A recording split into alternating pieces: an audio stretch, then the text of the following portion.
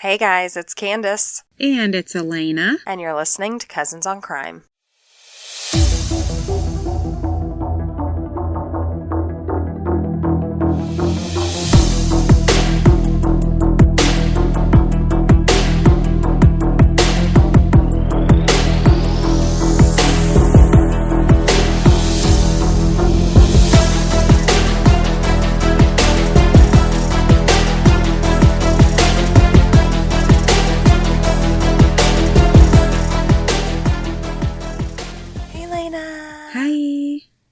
I love your sweater.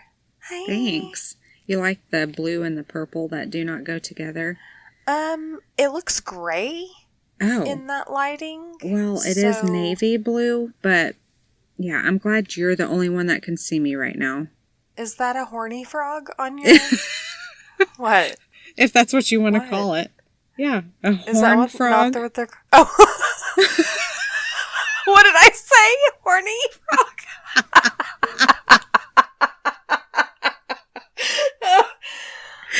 I messed up. I'm sorry, guys. It's a TCU horn frog, okay? Okay. I'm not a sports fan. I'm sorry. You know what I meant. Yeah. Well. Do you want to do thankful now or later? Okay, let's do it later. Okay, we're going to do the thankful at the end. We're thankful what we're thankful for. So you have to listen to the whole episode. Yes. Don't you dare leave at the end. Yeah. Okay, well, let's just jump in. Okay. To the sode.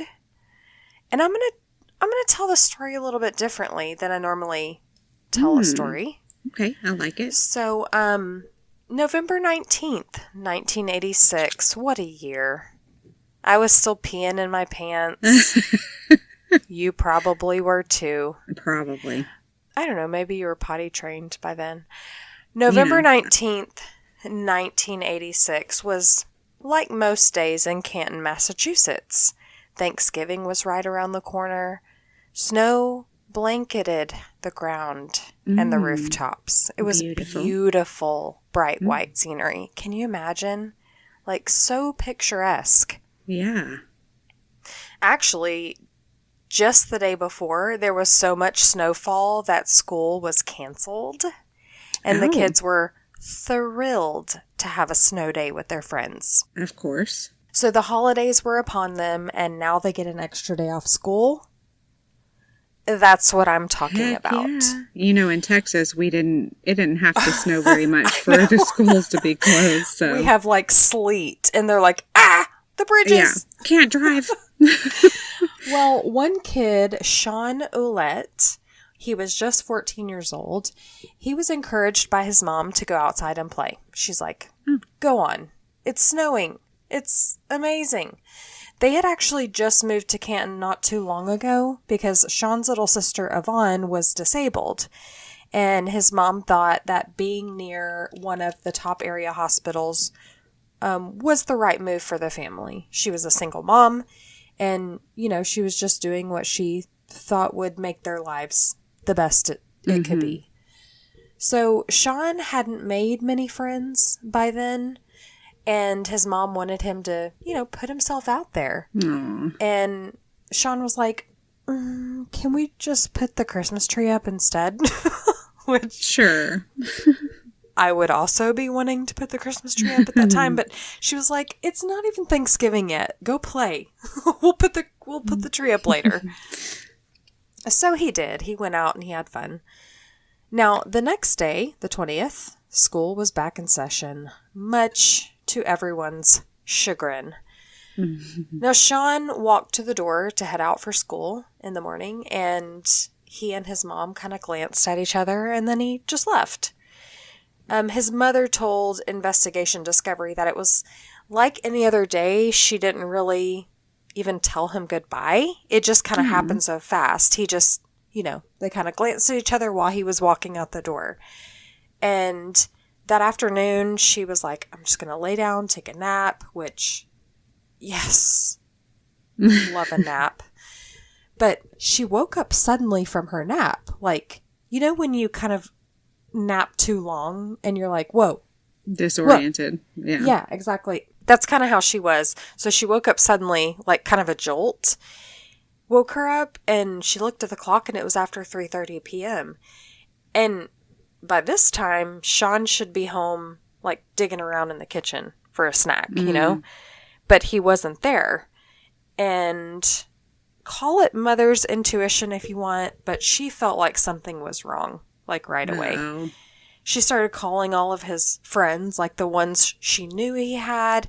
And this is the late 80s. They had directories back then. You know the directories I'm talking about. Yeah. When we were kids, our parents had the directories of everybody in our school, especially everybody in our class. So she's probably going down that list, calling everybody. Mm-hmm. And people were like, no, I haven't seen him since school. So now she's like, okay, so he did make it to school. He went to school. So she heard that. And she's just calling. Well, hours later, when Shaun still hadn't returned, she called everyone back again. She's like, hi, it's me again. Have you seen Shaun? And nothing had changed. Still, nobody had seen him. The parents were going, hey, Bobby, have you seen Shaun? No, I'm so sorry. We haven't seen him. Then she was like, okay, I'm driving to the police station. I'm not even going to call. I'm driving up there. So she did. She drove up there. She reported him missing. She had a conversation with one of the detectives and just kind of filled them in. Now, pretty early on in this missing persons investigation, they got tips from fellow students at Canton High School, where Shaun attended, saying that Shaun had plans to meet up with a friend after school that day, and that kid's name was Rod Matthews. But when they spoke to him, he said, no, I haven't seen him. Haven't seen him all day? Like, no, didn't even see him at school. Said he didn't even see him at school. So investigators were like, okay, that's weird because everybody else saw him at school. Whatever. So they moved on, spoke with some other classmates, and they really weren't getting anywhere.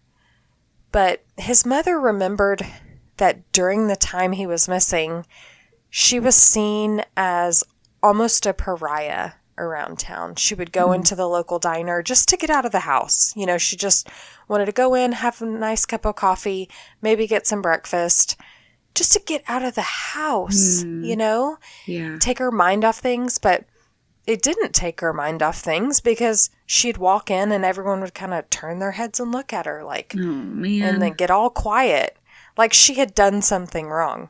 In fact, she was told by some of the locals that she brought bad luck to the neighborhood. What? How? People, you know, this never, that reminds me of the, one of the hunter, oh my goodness, what is her name? The one that was killed by a hunter, and they were new Karen to town. Woods. And yes, and she was new to town, and they were like, well, you should have known to be wearing orange. That is garbage. That just came into my mind. And they should be ashamed of themselves, honestly. But it came to my mind just because people are like, the way that people act is just horrendous. It is. It's selfish. It's narcissistic. And it really breaks my heart that instead of feeling like her community was rallying around her at that time, that she needed it. She was a single parent. And she had no one else. So they instead stood back and watched it all unfold like a bad car accident, you know, not to help at all. Well, several days into the investigation, the bus driver recalled making a stop at Pleasant Street and remembered Shaun and this red-haired kid getting off the bus together. Now, Shaun didn't live at Pleasant Street. That wasn't his stop. So, when they start trying to figure out who this redhead kid was, the only person that fit the description that would have been on that bus and that would have gotten off the bus at that street was Rod Matthews. Knew you were going to say that. Someone they had already spoken to. Remember that? But When he was initially asked about Shaun, he denied seeing him the day he went missing, said he didn't even see him at school. Some of the classmates said, "Oh yeah, I saw him at the bus." But Rod said, "No, haven't seen him all day." Now they circled back around to Rod because this new information from the bus driver suggests that he's lying. Well, they probably knew he was lying before this. Detective Chip Callery popped over to Rod Matthews' home again because everything keeps pointing back to this Rod kid. And they said, "Listen, remember when we asked you if you saw Shaun the day he went missing and you said you hadn't? Well, we heard that you had because you got off the bus with him. Tell us more." Just then, Rod's mom chimes in and said, "Oh, is Shaun kind of like heavy set? Yeah, he was here playing with Rod that day." And Detective Callery goes, "Excuse me? What's going on here? Why is he lying? And why is his mom just now saying this? Like, why didn't she mention this the last time I was here?" So he's like, "Something's going on. What's going on? I don't like it." Rod said, "Well, yeah, I remember now. He was here. He was buying bottle rockets, and he didn't want me to tell anyone, so I didn't say anything." Right. Like, he was upset. He said he hated it here, and he was going to go back to Hull because he was being made fun of at school. Now, Hull was where he was from, and it was like a bus journey away. It wasn't too far. He probably could have caught a bus and gone to Hull. But Detective Callery knew that was a lie.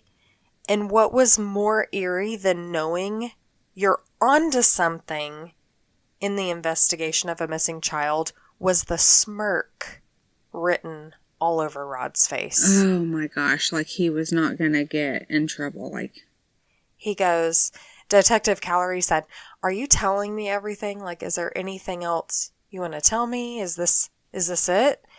And Rod went, and just kind of smiled and turned to him, kind of gave him a grin. And I bet the detective felt like, I didn't just ask you if you farted in church. No. Okay? I'm asking you if you know where this missing child is. Exactly. Like, this is nothing to be laughing about. So I'm not understanding your behavior. The arrogant smirk. And Rod was 14 as well. Okay. So detectives got a couple leads. They got a phone call from a woman randomly that said, I heard what happened to Shaun, but I can't tell you. And she hangs up. So they put it on the news. They said, "We're looking for this woman who called and says she has information." And they're like, there's a missing child. She obviously wanted to say something. Yeah. And it was obviously eating her. Yeah, and that's what they thought. So they were trying to give her another opportunity to come forward. Or give someone that knew her and knew something an opportunity to come forward. Because time is of the essence, Right. So after this, shortly after, detectives received this anonymous handwritten letter in beautiful cursive. You know how they used to teach us cursive and they don't even teach that in school anymore? Yeah. Detectives received this anonymous letter saying exactly where they could find Shaun, right down to the exact location. The author of the letter explained how they were sorry that it took them so long to reach out and tell them what he knew. Okay. But it said, Shaun didn't run away. He went to Rod's house and Rod killed him. Okay. Like he planned to do. It went on to say, if you go to Sawyer Avenue near the new industrial park, Shaun will be found in the woods at the top of a hill. Reading this, police were chilled to the bone. And I don't mean the bitter cold weather outside. This letter was so specific, and they believed they had something viable here. Like, they set out in droves because they were confident this is the end to the weeks-long search for Shaun Ouillette. Mm-hmm. And unfortunately, they were right. They found Shaun's body frozen right where the letter said he would be. Wow. Now, it wasn't clear at the time his cause of death, but they'd soon find out from the medical examiner that his skull had been crushed with a blunt object. Oh, man. Now, with all the statements from the classmates about Shaun's plans that day, the letter sent to the PD, and the baseball bat with blood on it that they found in Rod Matthews' home. Oh my gosh. Why did Rod he keep was it? arrested on December 13th, just 2 days after Shaun's body was found, by the way. Now, he was evaluated by a mental health counselor because they were probably like, "Are you okay, kid?" And he told them that he watched a video called Faces of Death that showed humans and animals being killed, and he decided, that looks pretty cool. I'm going to do that. So Okay. it soon became clear that they were dealing with a sinister pathology here in a 14-year-old child. So Wow. Rod's murder trial began March 2nd, 1988, and he was tried as an adult. Dang. Prosecutors explained to the jury that Rod convinced Shaun to come to his house and hang out, and also promised him some fireworks.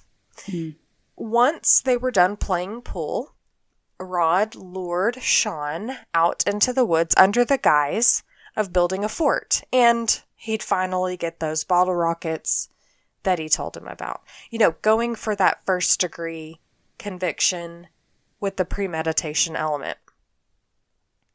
Rod also brought along a baseball bat that he said he needed to return to a friend while they were out. Oh, yeah. Why are you bringing a bat out to the woods? You know? Right. Oh, it's a friend's. Well, once they reached the area deep in the woods, he hit Shaun in the head with the bat. Shaun fell to his knees and begged for his life, and Rod kept swinging. He hit him in the head at least a few times, crushing his skull. Could have been anywhere from 3 to 7. They don't know. Shaun's body was just left there in the woods, in the snow. And afterwards, he cleaned the bat in the snow. And he walked to Robbie Peterson's house and said, "Guess what I just did?" Okay. Robbie was like, "What?" And he's like, "Let me show you. I'd rather show you." So he takes Robbie to see Shaun's body in the woods. And Robbie was like, "Dude, why did you do that?" Oh my And gosh. Rod was like, just for the heck of it. So after Robbie and Rod parted ways, Robbie goes home and he calls up their friend Jonathan Cash. And he's like, "Dude, he actually did it. He killed Shaun." Oh my And gosh. Jonathan was like, "Whatever, stop." And meanwhile, Shaun's mother is calling, looking for Shaun. This is the day he Right. went missing. And, you know, Jonathan's "Nope, mother don't know is where he's going, at." "Hey, Jonathan, do you know where Shaun is?" "No." "Hey, Robbie, do you know where Shaun is?" "No." Wow. So they just sat silent. Well, days passed, and even though Jonathan knew he hadn't seen Shaun since November 20th, and no one else had seen Shaun for that matter, he still didn't believe that Rod had killed him. You wouldn't. You wouldn't believe your friend would actually murder someone, even if they said they planned to do it. Right. You're like, no, that's stupid. Nobody would do that.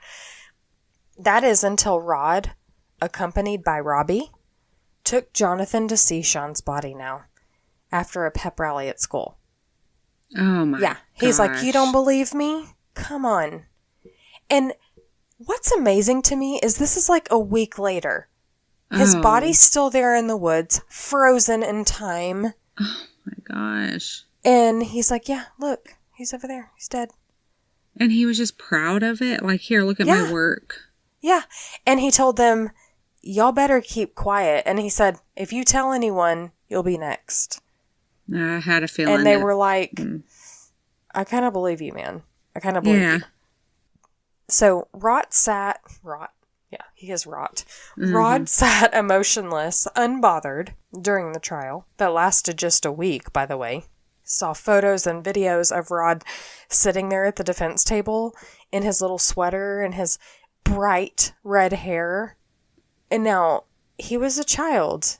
You know, if you didn't know what he'd done, you might take pity on him. And that's one of the reasons it's so profound, is that he's like completely expressionless. Like no remorse whatsoever. Now the defense argued chilling. It is chilling. And he's a child. And children's emotional regulation is at an all-time low. Mm-hmm. I mean, I would say especially during adolescence. So the fact that he showed no emotion at all makes me feel like he was not capable of showing emotion. Now, the defense argued that Rod was a mentally unstable child who was on Ritalin, and that messed him up, you know. Well, the prosecution brought in 2 child behavior specialists to testify that Rod's violent behavior was not a result of psychosis. They said, sure, you know, Ritalin might exacerbate the violent urges, but the drug isn't responsible for the idea of killing someone. It doesn't put it into your mind that you should just go kill someone. And he'd been on that drug since the 3rd grade. So, and about the idea of killing, he'd been talking about this with his friends for like a month. Robbie Peterson and Jonathan Cash, those boys, his friends, testified that he'd been thinking of killing someone, and he was even naming people. He was like, oh, Joe Schmo. No, not him. Oh, John Doe. Oh, not him. Right. So he was going down this short list of people, and then he decided on Shaun, because according to his friends, he wouldn't be missed. Wow. And Shaun, oh my gosh, he looks precious. Aww. Like, my heart aches. I miss him. No. So he is missed, okay? Yeah. And I know his mama and sister miss him. For sure. Now, Jonathan Cash also said that, you know, that anonymous letter that explained where to find Shaun's body, that was me. I wrote that. Well, thank you, but what took so long? Yeah, exactly. He testified that Rod took him, Jonathan, and Robbie to see the body after that pep rally at school, days after the murder, and he told them how he cleaned the bat in the snow, and after that, Jonathan said, I couldn't sleep. I could not sleep for days. Yeah. And then he said he wrote that letter to police. About a week after he'd seen Shaun's body there in the woods, he went back to the woods. Jonathan went back? Yes. And he said he was taking notes. Like, okay, there's a tree there. Okay, here's a hill. He was trying to take notes so he could give specific details and instructions on where the police could find Shaun. And actually mentioned in his letter as well, he was saying, I'm sorry that I don't have the courage to face you. Like, oh my God. I was scared. I'm you're embarrassed a child. That, yeah, he's a child. And, you know, you're dealing with boys here. Right. Like, gosh, I can't say what was going through his mind. I can't say what took him so long, but right. Would they have ever found Shaun? Like, when would they have found Shaun if he didn't come forward? Thank God, yeah. So after a 10-hour deliberation that was over the course of 2 days, the jury found him guilty of second-degree murder. I couldn't find why they decided second degree. So first degree is life in prison with no parole. The second degree was life in prison with the possibility of parole. Of course. Maybe because they were trying him as an adult and he was only 14 at the time of the crime. The jury took the lesser charge. A pity? Yeah, the lesser charge, I don't know. But there certainly was that premeditation involved. He planned it 100%. And he liked it. And he could have done it again if he wasn't stopped. And he would have. Yeah. He would have. I truly believe that. Now, Rod Matthews went before the parole board in 2001, and he was denied parole. Okay. He was denied parole again in 2007. In March of 2016, Rod went before the... Did I say Rob just a second ago? No, I think Rod? You said Rod. Okay, well, pretend I said Rod if I didn't. Rod went before the parole board again and told the board, I'm not the same person I was when I was 14.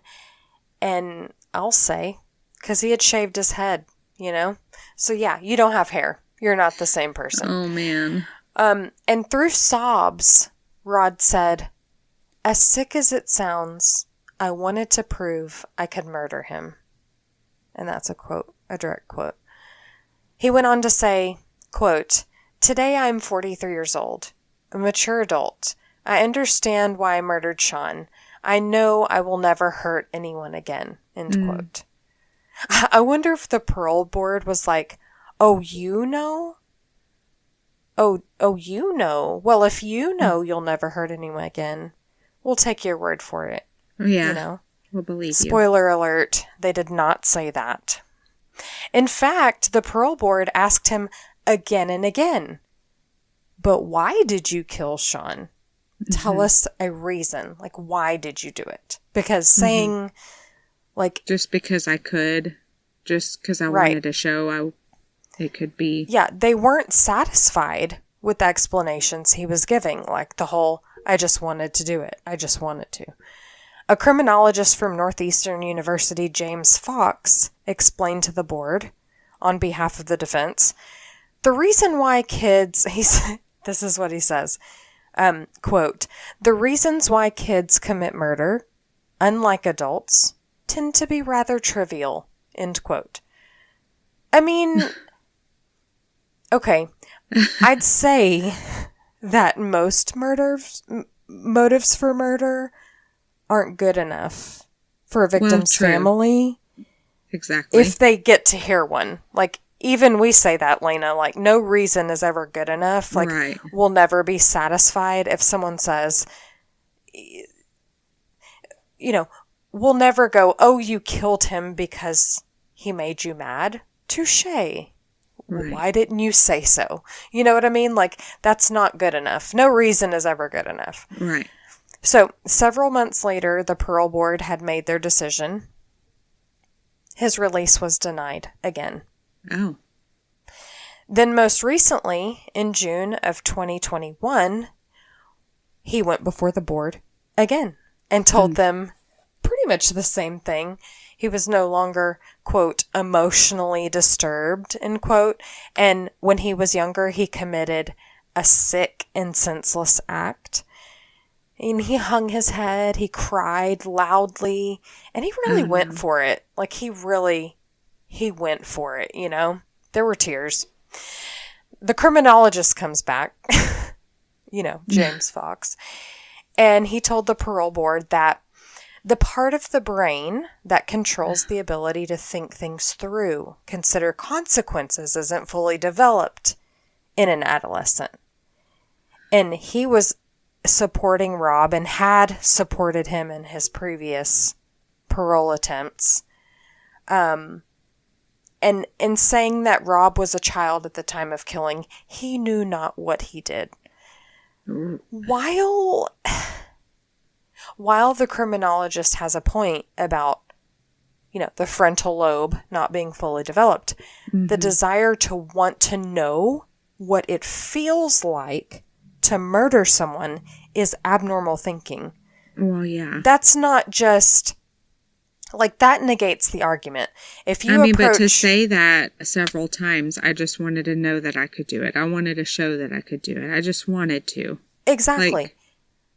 But if you approached 100 14-year-olds right now, just to do like a canvas, and you asked them if they would kill someone just to see what it feels like, most of them would be like, what's wrong with you? Like, no. Because even approaching the concept would make even an adolescent uncomfortable. That's not a normal way of thinking. Right. Well, the following year, in February 2022, at 49 years old, Rod was denied parole yet again for the fourth time. The Patriot Ledger reported that the parole board cited that he, quote, did not demonstrate a level of rehabilitation progress that would make his release compatible with the welfare of society, end quote. Wow. I love the way they put that. I applaud that. Uh-huh. They said, look, we realize that he was only 14 when he murdered Shaun, but he planned the murder with no peer pressure, no outside influence, nothing. So this whole, I just wanted to prove that I could kill him, because I was talking about it with my friends, and I just wanted to, prove I could do it. In fact, at the trial, Jonathan Cash testified that Rod had been talking about this for over a month, and I think I had mentioned that earlier. So he was actively planning it. Right. Talking about other victims. And Jonathan even said at one point, he started telling people, don't go anywhere with Rod alone. Gosh. If you plan to, just watch out for him. Oh, my Lord. So you wonder why he wouldn't warn Shaun directly, but he did say at the 1988 trial that he sort of did. He said that when he heard Shaun saying that he was going to go to Rod's to get the fireworks, Jonathan told Shaun, you should have him bring the fireworks to school. Oh, no. I wish he maybe would have been a little more direct, stay away from him. Yeah, don't go. Stay far away from him. Oh. But Jonathan and Rod were friends. He was friends with him, and so he was like, why don't you just have him bring him to school? Because he didn't believe Rod killed him at first, so he probably didn't believe that he would kill him. And so Rod wanted to do this all on his own. And the callousness and the arrogance after the murder and during the investigation is just scary, to be honest. Yeah, absolutely. Now, the board suggested that Rod get involved in mental health treatment for his inability to feel empathy. The Norfolk County District Attorney, Michael Morrissey, agreed that Rod shouldn't be let out. And the parole board, and he said, quote, the parole board has a difficult task of discerning when a candidate has shown true personal growth, remorse, and understanding of their crimes, and when they are instead presenting a facade of change in pursuit of freedom, aka he a big fat liar. We can see right through you, buddy. We can see, you did good, hanging your head, shedding some tears, but you lie, you fry. And that's the thing, people can change. I've said it before. I truly believe people can change, especially, after 40-something years. But you have to look at how his behavior in prison, and you have to be able to discern and see through the fakeness. Yeah.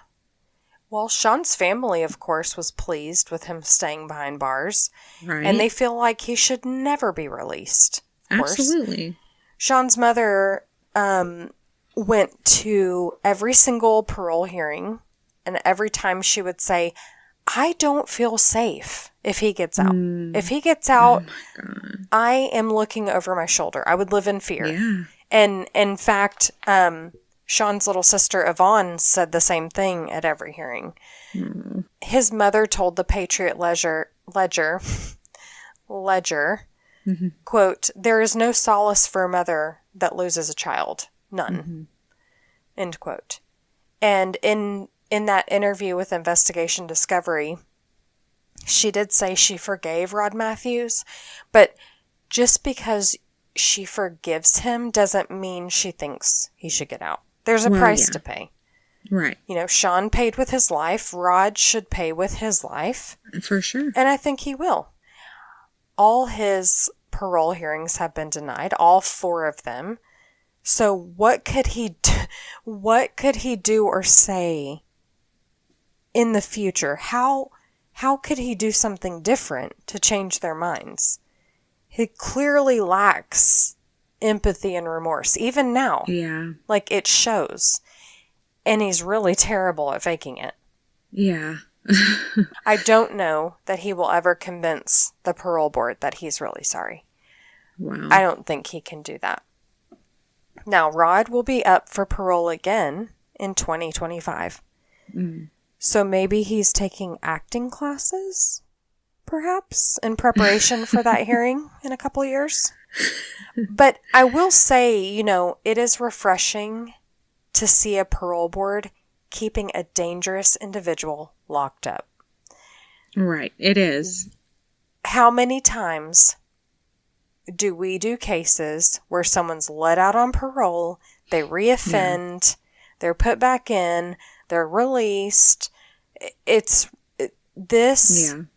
When I was getting into this case and I kept seeing that all these hearings were denied, I was just like, wow, they're actually, and they're taking months to make these decisions. They're not just like, okay, we'll come back next Tuesday and we'll figure it out. Yeah. Now, I do understand that Rod was so young when he committed this crime. But it's the desire to kill someone, that is not a byproduct of immaturity. That is evil. Well, it is the moral compass. But it also comes along with, like you said, that he had watched, what was that show? Faces of Death. Kids should not be watching that stuff. I mean, but most kids as who parents. We should be shielding our kids from that. We have to protect them. Most kids who saw something like that, animals being killed, people being killed, that they knew it was a real thing, they might shy away from that. That's human nature, even as an adolescent. I mean, I can see boys, teenage boys going, "Oh man, did you see that?" And, passing things around. But I think at the core of humanity, we turn away from things like that. Right. I think that's, I don't know, I just think that's normal. But those cases where like a teenage girl will kill her parents because they told her she has to stop seeing her loser boyfriend, or like when a college age guy kills his parents because he's not actually going to class this whole time. He's actually failing, and he's been spending that tuition money on partying instead. So he kills his parents so they don't even find out. So they won't find out. I would say those motives are positively ridiculous, and to quote the defense's criminologist, quote, trivial. However, I'd lean towards releasing those kids over Rod Matthews. It's his admission of his desire to kill that I cannot look beyond. It's his innate desire to kill and wonder what it's like to kill somebody. The other kids I just mentioned, it's circumstantial. It's that... True. They just didn't get their way, but... Exactly. Anyway. It's that immaturity. It's that, I'm going to solve this problem in the worst way possible. Mm-hmm. And you see interviews of those people later on in their lives, and they cannot believe that they killed their parents. They want to throw up at the thought of what they did as a child. And you can tell, I mean, just think of when you were 14. When I was 14, those like, just feeling misunderstood. And I know it's different for girls than it is for boys, but just so much is going on at that time in your life. And you really could just make decisions, like terrible decisions. But like you said, a moral compass, it's somewhere in there. Yeah. For most of us, I think, even as an adolescent. Well, yeah, we know right from wrong. We're created with that conscience of, good and bad. Yes, we are. And even my 3-year-old knows when she's doing something wrong. Exactly. It's something that is a normal part of the wiring of our brain. It doesn't matter if your frontal lobe is fully developed and that impulse control isn't there. Well, but if the impulse control isn't there and you make a wrong decision, you've made a wrong decision. You know right from wrong. Even my 3-year-old. Yeah. So the argument that, he was a kid, he just wanted to know what it... No, I can't. It's evil. He was evil. I won't. Now, I'm getting to the good part. Okay. It's spooky season, right? Y'all know it's spooky season, and if you thought I wasn't going to be talking about ghosties, you'd be wrong. So here we go. Okay. In November of 2014, we're going to hop back a little bit. The Canton Citizen did a story about a show on Lifetime, the Lifetime Network, called The Ghost Inside My Child. Now, in this particular series of the show, they highlighted child reincarnation. Lena left the room, actually, guys. Lena's gone. I'm about to, actually. Lena's like, bye. I can't get behind that. But stay with me. Just hang in there. So they were particularly exploring children who died violent deaths in their past life. So they contacted Jean Quinn, who's Shaun's mother. Why were they contacting her? Well, a 13-year-old boy named Jacob, who was actually living in the Midwest, grew up telling his family that Lena's over there. Her eyes are rolled in the back of her head. Okay, listen. He grew up telling his family that he was murdered in his past life. This 13-year-old kid. He grew up. Like his whole life he told his parents this. His parents say this. Not just murdered, but he told them he was beaten with a baseball bat and left in the woods. From a young age. Okay? He had nightmares. And much of his life, he would tell his family about his nightmares. And he would say that he wanted to go live with his real mom and sister. Yeah. So when producers contacted Jean to be a part of the show, they called her Jeannie. So she was like, say what? The producers were answering all of her questions. She's like, well, who is this kid? Like, what? And I think as like a parent whose child has been murdered, I would be like, get stuffed. Like, this is sick. Why would you come around? Why would you dredge up this? Like, this, what? But she just was like, how did you come to this? Like, she's asking all these questions. Like, she was actually quite curious. Yeah, exactly. Right. And did you hear a the story? Producers were answering her questions, and in answering some of her questions, they were mentioning some details from his autopsy that were never released to the public.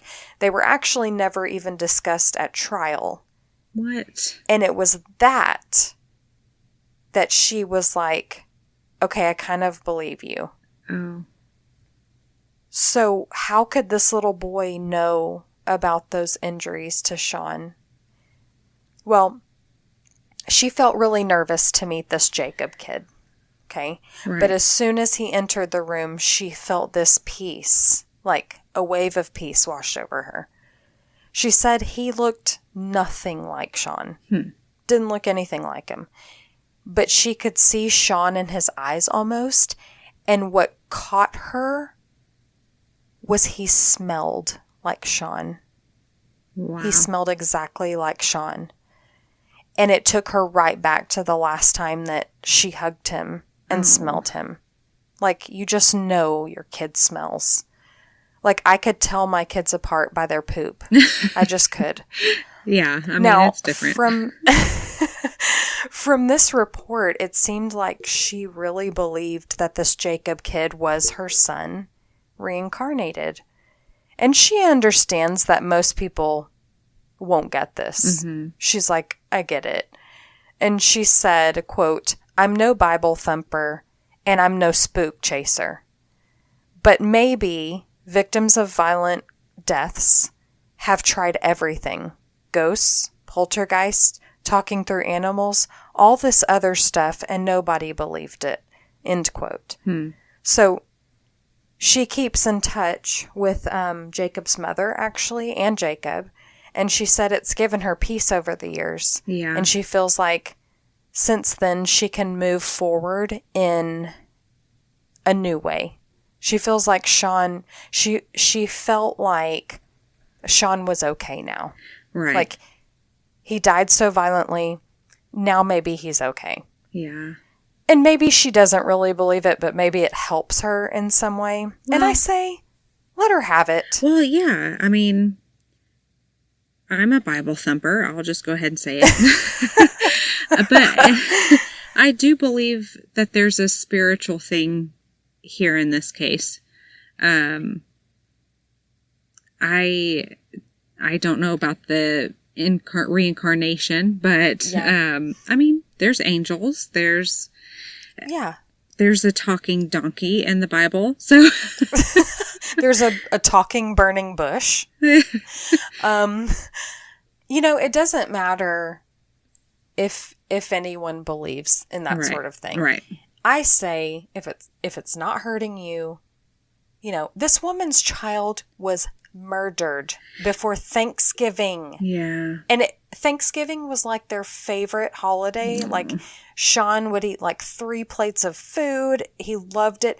And she even said in this documentary that while Shaun was missing, she would make cookies and like bake stuff and leave the window cracked so it would waft out the window, and maybe he would smell it and come home, and like, let her believe what she needs to believe to cope, because it's her life. It's her grief. It is. Yeah. And when I mentioned earlier that she said she'd forgiven Rod Matthews, this is why.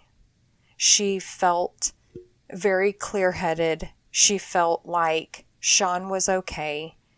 And not to say that, okay, good, he's fine. But like, this doesn't take her grief away, but she can focus on the life she has now. Right. And actually, with in peace. That interview as well, she talked about how when Shaun was missing, another thing that she did was she completely forgot she had another child. Oh. Like, not literally, but she knew she really neglected Yvonne because she was consumed. Oh, I'm going to go look for Shaun. Like, one night she told Yvonne, she woke her up and said, I'm going to go to Hull, like where they used to live, and be like, I'm going to go to Hull and look for Shaun. Just consumed with everything she could do, which was nothing. Yeah. Nothing. Yeah. But luckily she was able to also remedy that, and her and Yvonne were able to move forward. And lastly, I'll just say that Shaun is buried in St. Mary's Cemetery in Canton. And I hope he is at peace. Yeah. I really do. I really do. Yeah. I'm sure he is. Yes. Rest in peace, Shaun. I'm sorry that happened to you and your family. Well, thank you for and telling we miss that. you. Yeah. We miss you, Shaun. You are missed. Yes. You are missed. So that's all I got for you. Well, that was a very interesting case. Thank you for sharing that. Yeah. So to go off of that, I'll tell you, I'm thankful for a pure heart. That I don't have that evil in my life, because that's yucky. Yeah. I'm thankful for my upbringing. Yeah. And I know that I didn't always understand The sheltering. And I do think, yeah, and, you know, some of it was over the top, even looking back now. But my parents were just doing what they felt was right and necessary to keep me safe. And I would say they did a good job, because I have a tether. I can float over. I was explaining this to my dad one time when he tried to talk me out of going into psychology. He's like, that's just such a dark subject. But I told him that I can watch a scary movie right before bed. I don't have nightmares. I can do my research, write my case, you know, right before bed, which is often the only time I have to work on these cases, and go to sleep and not have nightmares. I don't know what that says about me as a whole, but in my opinion, I feel like I have a tether. I feel like I can be comfortable in certain situations. Maybe it is my empathy that I can empathize with these victims that we talk about.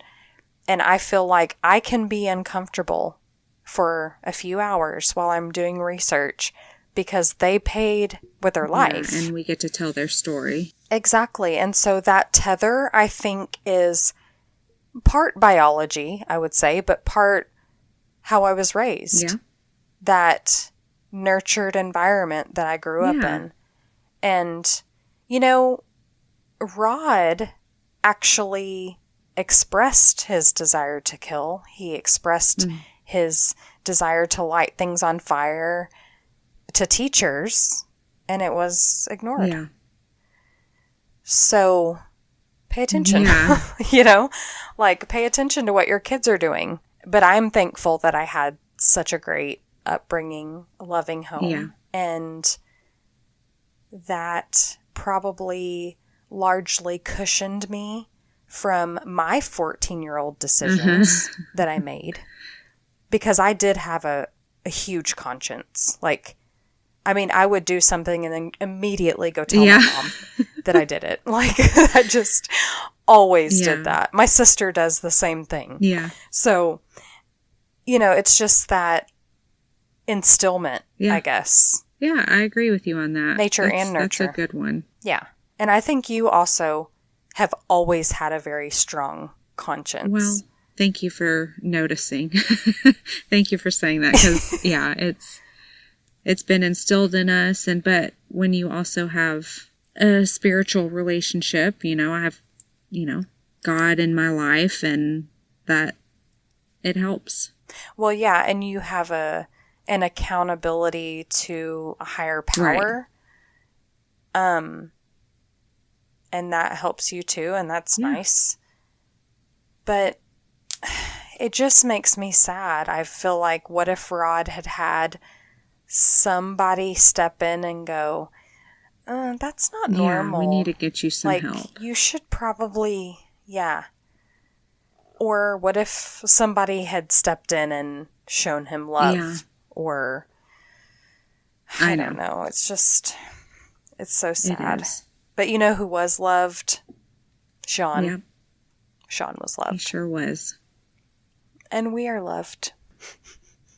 What are you smelling over there? I don't know. Daniel might be cooking something downstairs. Okay, so tell me what food you're thankful for. Oh, yeah. That's a perfect transition. I'm thankful for Culver's. So last week was... Do you know how many Scoopy Koopies we have? So when you get a kid's meal from Culver's, you can either get a scoop of frozen custard, or you can have a Scoopy Coopy for later, so you can redeem it at another time. We have like 20 because you can't. I don't know. Like you can get the flavor of the day. You can get vanilla, chocolate, or flavor of the day. Sometimes I don't like flavor of the day, so I won't get it. So we've just collected these Scoopy Coopies. Can you only use it at y'all's location? I don't think so. So either you're going to have to... But I've already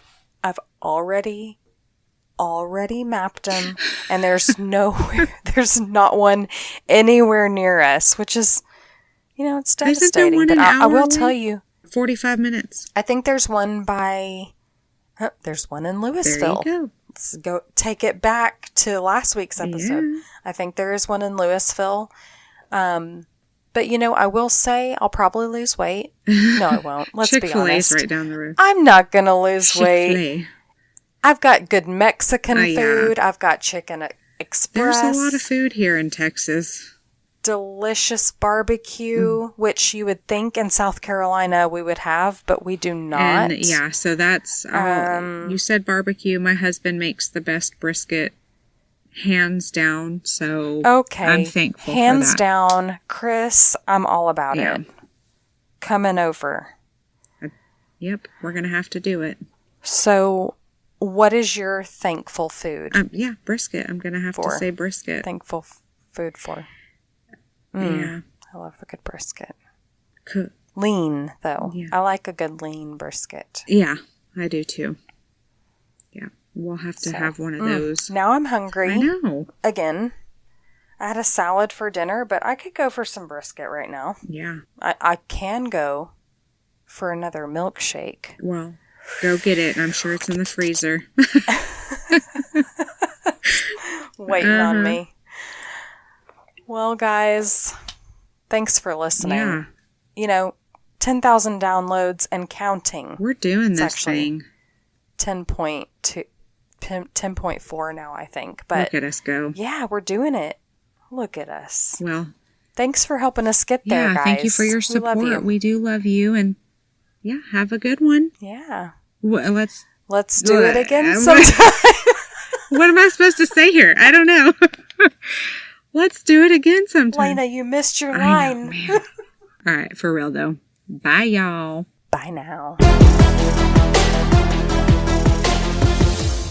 Well, thank you for listening to Cousins on Crime. If you're enjoying our podcast, please leave us a 5-star rating so that other true crime fans can find us. If you have any case suggestions or just want to say hey, email us at cousinsoncrime@gmail.com. And be sure to follow us on Instagram, where we post case photos and information at Cousins on Crime Podcast.